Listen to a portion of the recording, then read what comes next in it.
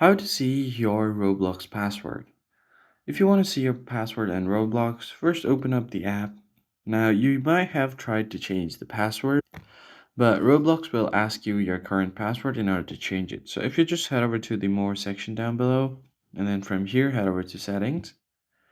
Now click on Account Info. Here you'll be able to see all of your account information, and if you head over to Security, you'll have your password section right here.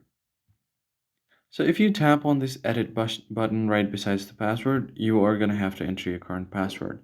Now to find your current password on Roblox, you must have saved it on your Google Password Manager. So just open up your Google application, and then at the top right, you're going to have your profile. Now tap on Manage Your Account. And after you've done that, your account manager will pop up on your screen. Tap on Security and scroll all the way to the bottom until you have the password manager. And now you can see all of your saved passwords right here. Click on roblox.com, provide your PIN or verification. Now if you just tap on the profile icon or the eye icon right here, you should be able to view your password. And that's pretty much it. I hope this tutorial was helpful to you guys. I'll see you on the next one.